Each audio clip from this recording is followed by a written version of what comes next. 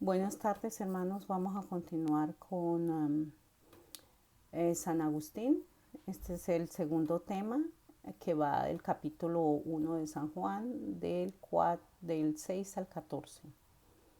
Entonces quedamos en que Juan no es la luz, sino que venía a dar testimonio de la luz. Entonces continúa San Agustín. ¿Mas dónde está esta luz? Era la luz verdadera que alumbra a todo hombre que viene a este mundo. Sí, pues alumbra a todo hombre que viene, también a Juan lo iluminó, dice. Él pues alumbra a aquel por quien quería darse a conocer.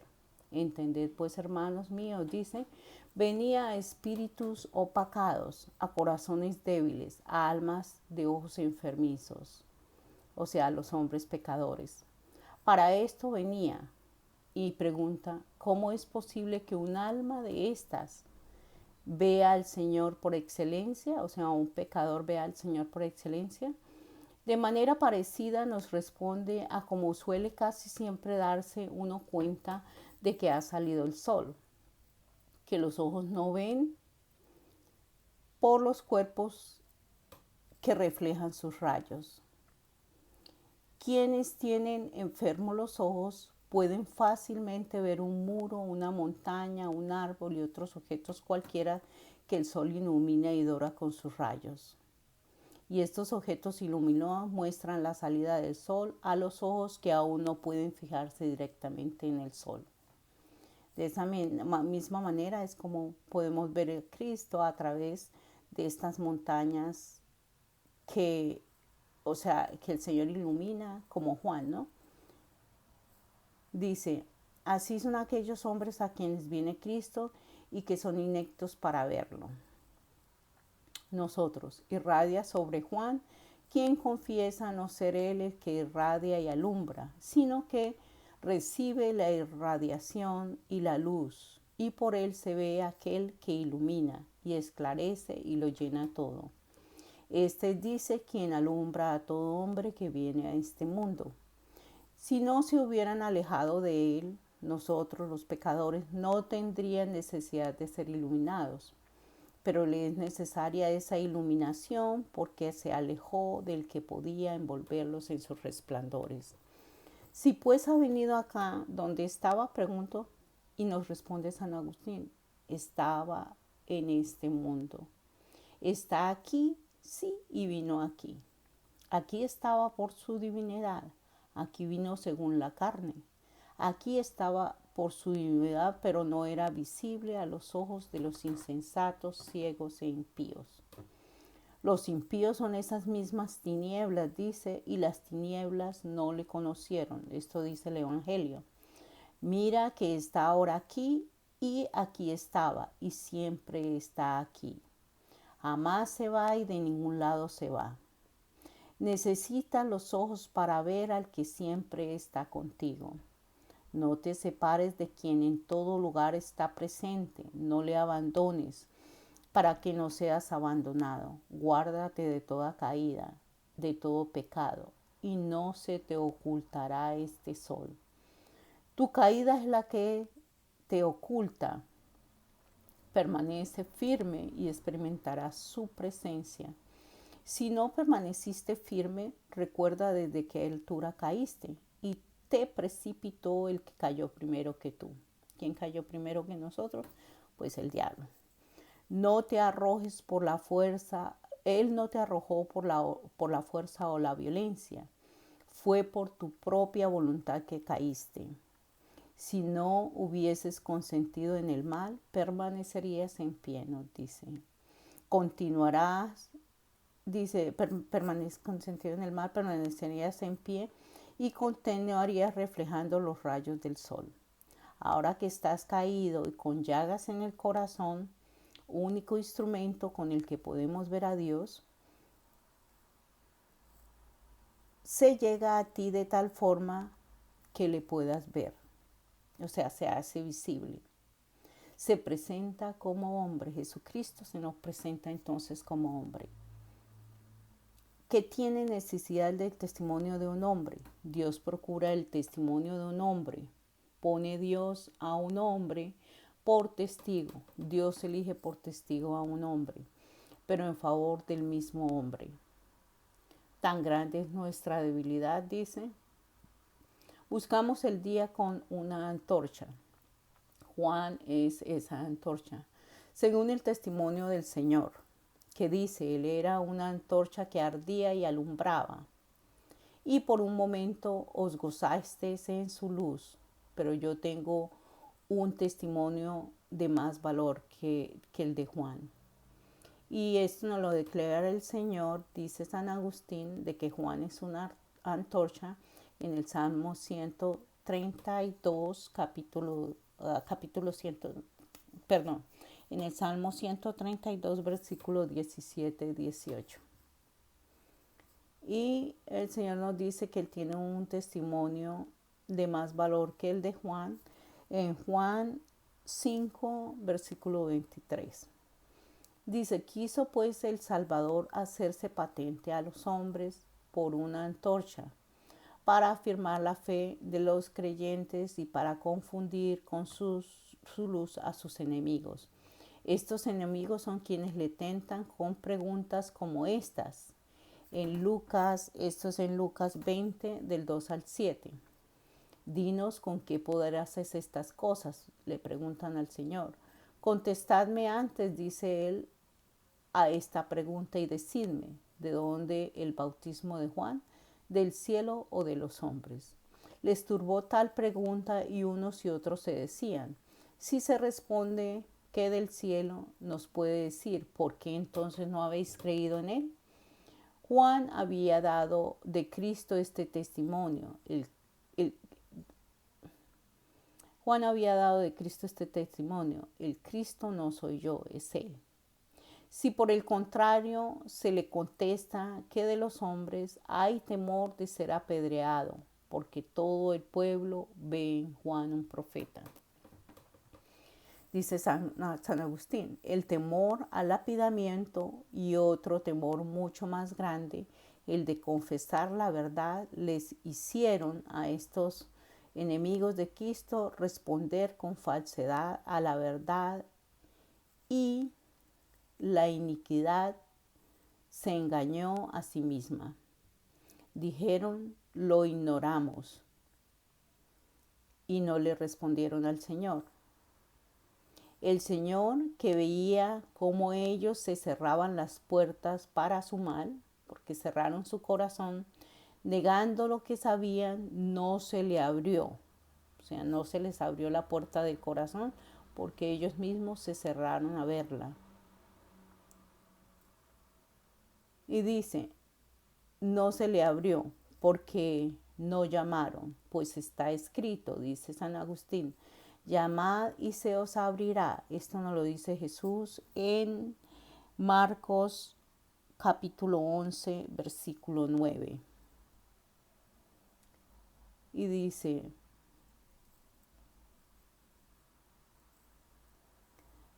dijeron, llamad y se os abrirá. Y no solamente se abstuvieron de llamar para que se les abriese, sino que además por su femetida negación tapiaron la puerta misma en contra suya, o sea, en contra de ellos mismos. Tapiaron la puerta pues porque se negaron completamente a ver que el Señor era el Hijo de Dios. El Señor les dijo,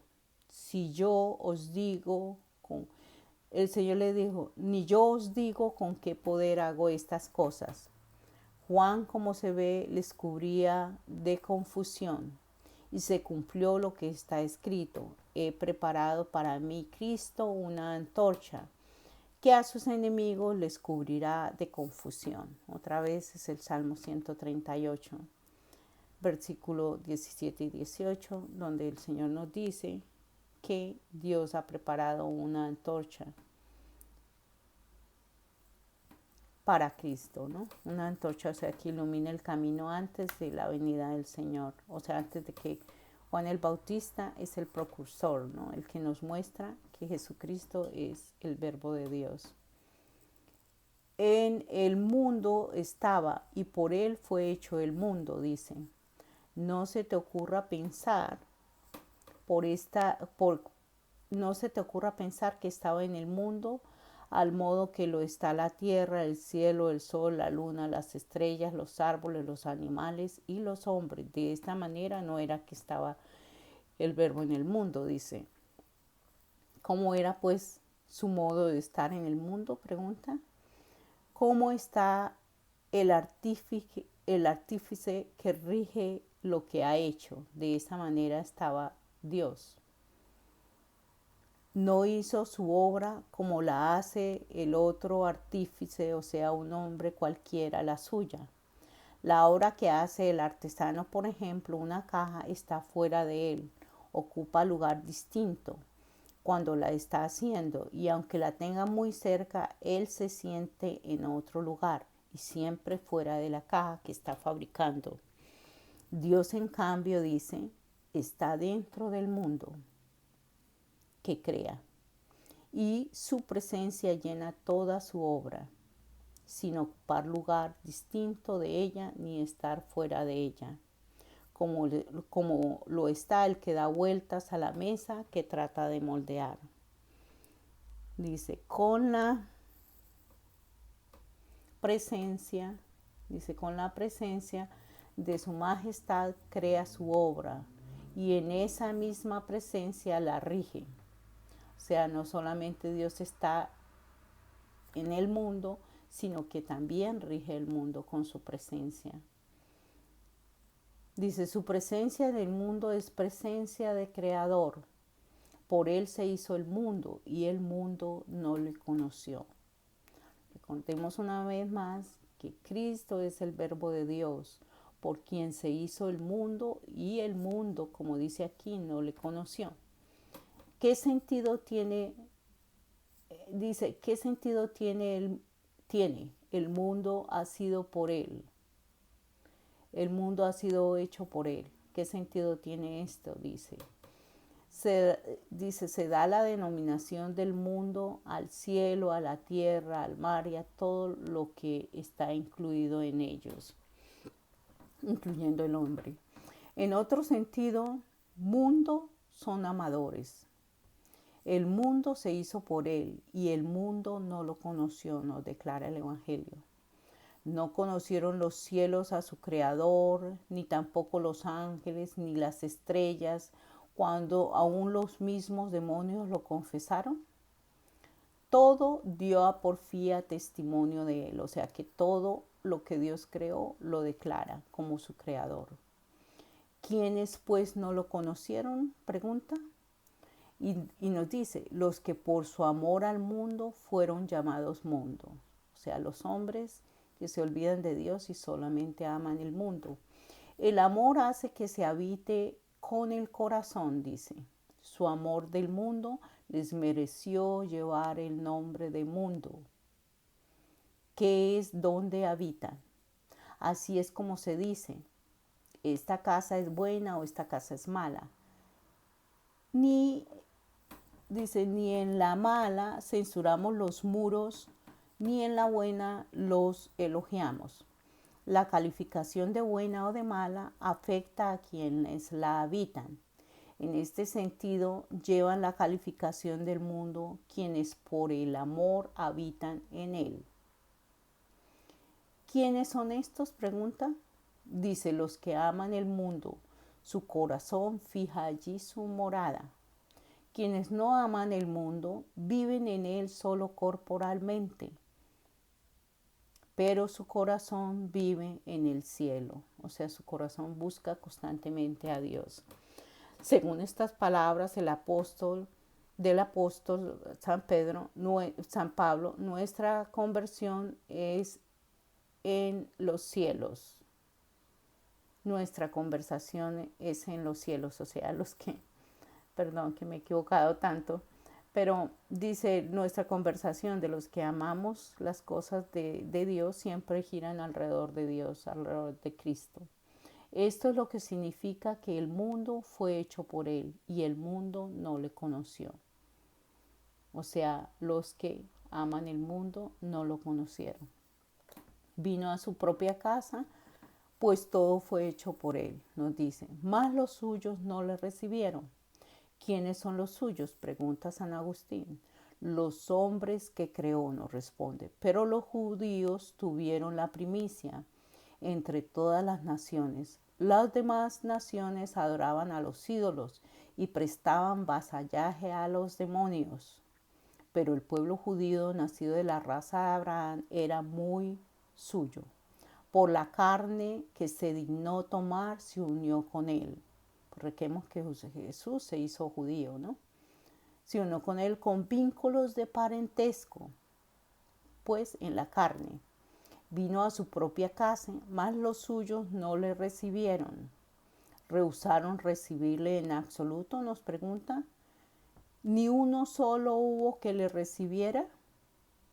¿Ni siquiera se salvó uno solo?, pregunta, puesto que nadie se salva si no recibe a Cristo, que a él viene. Pero el evangelista añade, todos los que le recibieron, o sea que algunos le recibieron. ¿Qué dio a estos?, pregunta. Y causa admiración el exceso de su bondad y su misericordia. Era hijo único y no consintió en quedarse solo. Muchos hombres que no tienen hijos, pasada la edad de tenerlos, prohijan a otros. Y así es como logran en el amor lo que les rehusó la naturaleza. Los hombres obran así. Quien por el contrario tiene un hijo único, dicen, concentra en él su alegría, porque solo él será heredero de todo. Dios no obra así, en cambio. A su mismo único hijo, de él engendrado, por quien todo lo creó, envió a este mundo, dice, envió a este mundo, para que no fuese solo, sino que tuviera otros hermanos por adopción. No nacemos nosotros de Dios como el unigénito, porque Cristo nació del Padre antes de la creación del mundo, pues a través de él el mundo fue creado, nos dice el evangelista San Juan. Hemos sido adoptados por su gracia. Vino el unigénito a desligar los vínculos de los pecados, ya que nos tenían arrojados, o sea, encadenados. Verdadero obstáculo de nuestra adopción. Es el mismo unigénito, Cristo, quien rompe las cadenas de quienes quiere sean hermanos suyos y coherederos. Es lo que dice el apóstol. Si es hijo, es heredero por la gracia de Dios. Y a otra vez, somos herederos de Dios y coherederos con Cristo. No teme tener coherederos el Señor. No disminuye su herencia con los muchos poseedores. Dueño él, pasan ellos mismos a ser su herencia suya. Y a su vez él es herencia de ellos. Oye el modo de ser ellos herencia suya, y esto lo declara el Señor en el Salmo número 2. El Señor me dijo, tú eres mi hijo, yo te he engendrado hoy, pídeme y yo te daré por herencia las naciones. Lean el Salmo número 2, hermanos. Y como es Él nuestra herencia, pregunta, el Salmo lo dice, el Señor es toda mi herencia y toda mi suerte. Ojalá sea Dios nuestra posesión y nosotros seamos la suya. Que Él nos posea como Señor y que lo poseamos nosotros a Él como salud y luz nuestra. ¿Qué dio a quienes lo recibieron?, pregunta. Y otra vez San Juan nos lo aclara en el capítulo 1. A quienes creen en Él les dio el poder de llegar a ser hijos de Dios. Esto es abrazarse al madero de la cruz para pasar el mar. O sea, en otras palabras, no podemos dejar de reflexionar en el nacimiento, la pasión y la muerte de nuestro Señor